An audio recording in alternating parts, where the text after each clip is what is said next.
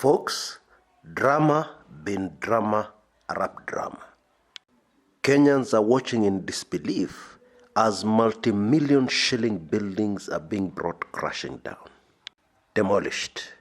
This is buildings, of course, built on riparian land. By the way, that's a brand new word for Kenyans, many Kenyans. That is land in the close vicinity of a river or a stream. If you build in such a place, the environmental impact, negative impact, is obvious. What you're actually doing is changing the course of flow of a river. And when it floods, when there's too much rain, it'll cause flooding in other areas. Then there's the rest of the real biggies, which started with the rest of Evans Kidero, immediate former governor of Nairobi, and extended to another real shocker, the rest of the chairman of the National Land Commission, Professor Muhammad Swazuri. Now this one is a really scary one for every big man in Kenya. Why? Because most big men have been involved in land scandals, grabbing land, manipulating records at the lands office, etc., etc. And all these deals, all this manipulation has to go through the National Lands Commission. Yes, there's a lot happening in the country called Kenya. In fact, too much is happening.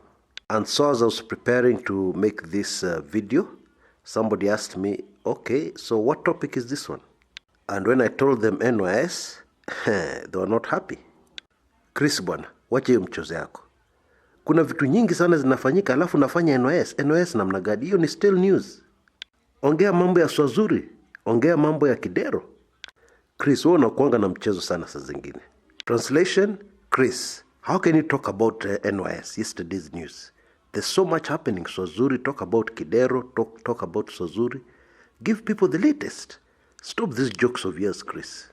Well, my response, which I'll also give you, was very simple. Number one, the NYS case was the first case. The way that case goes will show us or tell us in advance how all these other big cases will go, including Kidero, Swazuri, etc., etc. And then number two, and I think the most important, there's been a development with the NYS cases that could see some of the suspects walk scot-free or have very light sentences. Or shall I just say lighter sentences? And this is a very, very huge development. And that is why I've opted to start with the NYS. That is the splash. That is the big headline as far as I'm concerned. And I'm sure you'll agree with me 100% when I give you the information I have, which I will do immediately after the brief upcoming piece of information. Don't go away.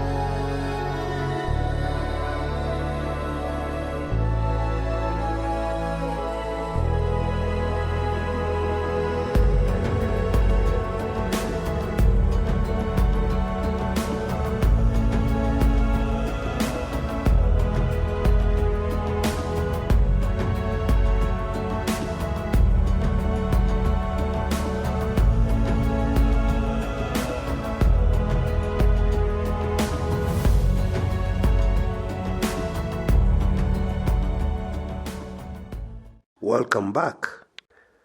Now, there are very strong indications that the direction the prosecution is going to take in the NYS cases is something called plea bargains. Now, before I tell you how it's going to impact this particular NYS case, let us answer the question, what is a plea bargain? To greatly simplify it, a plea bargain is where a suspect or an accused person pleads guilty in exchange for a more favorable outcome. So the prosecutor approaches you, tells you we have got so much evidence, we're definitely winning this case. Yeah, you're going in for 20 years. But I have a deal for you. We will reduce the charge to this and this. Yeah, you plead guilty to it. And you'll be jailed only for 2 years instead of 20. You could even get a suspended sentence. But for this deal to work, we want you to do us a big favor. We want you to give us enough watertight evidence to nail person A. We want you to give us everything that went down and exactly how this money was embezzled from the NYS. Now, so far, all that sounds good. We get to the bottom of the NYS manenos, and even we get those untouchables prosecuted. Because every Kenyan knows that the NYS manenos involved a lot of big people, and many of them are not yet in court. Very good. Sounds perfect.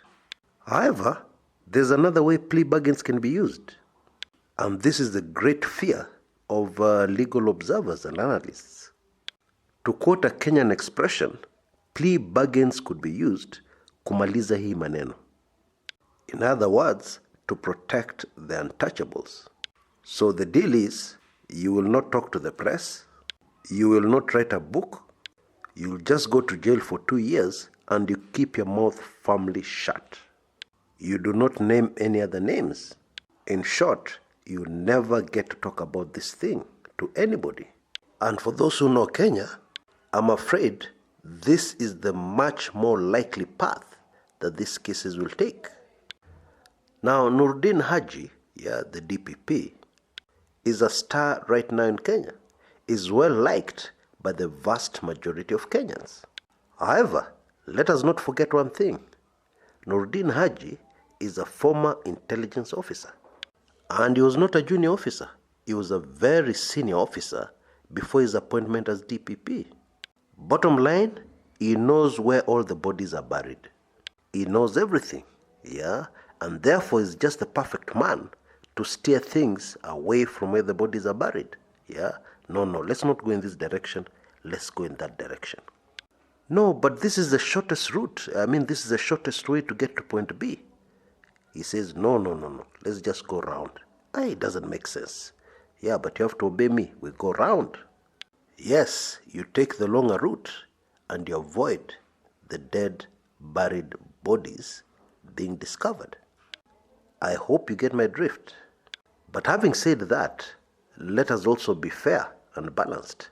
Plea bargains have been messy the world over, especially in the United States of America, where they were invented. Innocent people go to jail all the time as a result of a plea bargain. You know you did not murder your wife. You've been accused of that crime. You're well aware of the fact that if found guilty, you will die. You'll go to the electrical chair.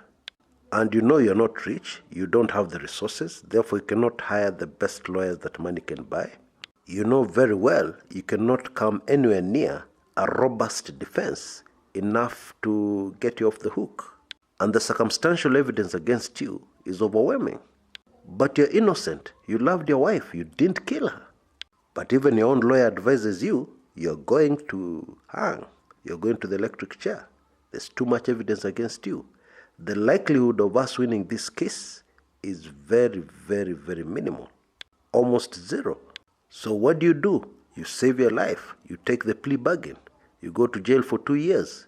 It goes into your record. It's known that you're a murderer. And life continues. In other cases, very guilty, very evil, very bad people have gone scot-free for the greater good, so that the state can prosecute a much bigger fish. It gets even messier because the office of chief prosecutor in 47 of the American states is elected. That means politics comes into the courtroom.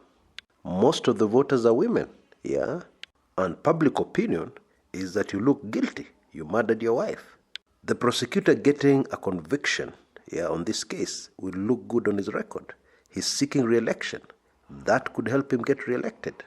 And so the DA, they call them DAs, district attorneys, the DA is very keen for you to go for this plea bargain. He's putting a lot of pressure on you, to go for this plea bargain, because he's thinking of his political ambitions and objectives. Now that example is very important because we have every reason to believe that the plea bargains in the NYS case will be political. They will be driven by Kenyan politics. They will be driven by a very spirited effort to protect some people. We have every reason to suspect that. And this could have huge implications on the other cases. The Kidero case, the Swazuri case, all the other cases where big fish have been arraigned in court. This plea bargain manenos could be a very clear indication of where we are headed, in this fight against corruption. Folks, for the sake of Mother Kenya, let us just hope I am very wrong. Until next time, this is Kshs Kumekucha.